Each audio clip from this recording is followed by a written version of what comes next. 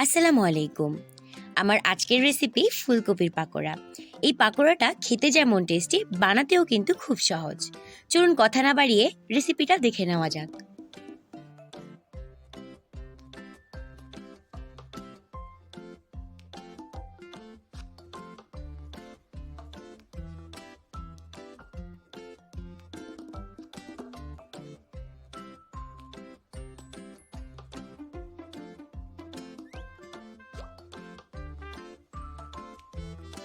ফুলকপির পাকোড়া তৈরি করার জন্য ফুলকপিগুলোকে ছোট করে কেটে নিতে হবে। দেখতে পাচ্ছেন আমি অলরেডি ফুলকপিগুলোকে ছোট ছোট করে কেটে নিয়েছি।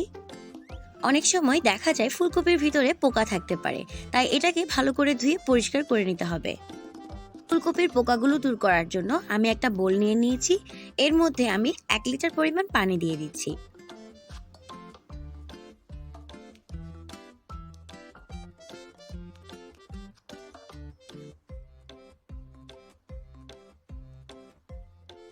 এখন এই পানির মধ্যে 1 চা চামচ পরিমাণ লবণ দিয়ে দিচ্ছি। এই পর্যায়ে আমি ফুলকপিগুলোকে এই লবণ পানিতে 15 থেকে 20 মিনিট যাবত ভিজিয়ে রাখবো। এতে করে ফুলকপির ভিতরে যদি কোনো পোকা থেকে থাকে সেটা বের হয়ে যাবে।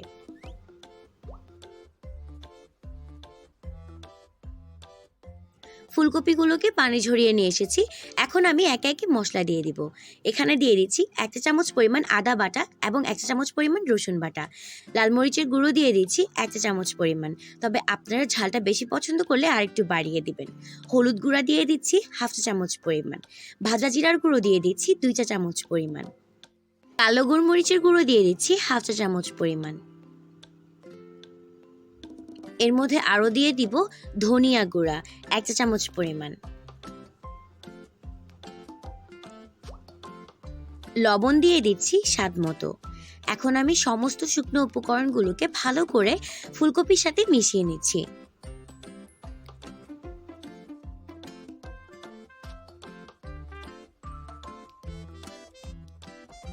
ভালোভাবে মিশিয়ে নিয়েছি। এই পর্যায়ে আমি এখানে 1/3 কাপ পরিমাণ কর্নফ্লাওয়ার দিয়ে দিব। আরও দিয়ে দিব এখানে 1/2 কাপ পরিমাণ ময়দা, তবে আপনারা এখানে ময়দার পরিবর্তে চালের গুঁড়াটাও ব্যবহার করতে পারেন। এখন আমি ময়দা এবং কর্নফ্লাওয়ার খুব ভালো করে এই ফুলকপির সঙ্গে মিশিয়ে নিচ্ছি।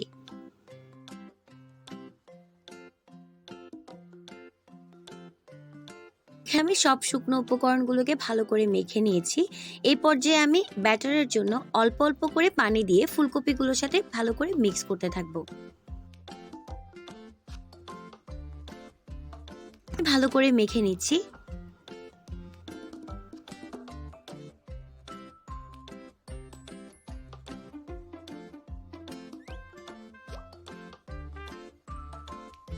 এভাবে অল্প অল্প করে পানি দিয়ে মেখে নিলে কর্নফ্লাওয়ারটা ফুলকপির সাথে খুব ভালো করে কোট হয়ে যাবে। দেখতে পাচ্ছেন খুব ভালো করে এটা মিক্স হয়ে গিয়েছে। এই পর্যায়ে আমি চলে যাব ভাজার জন্য।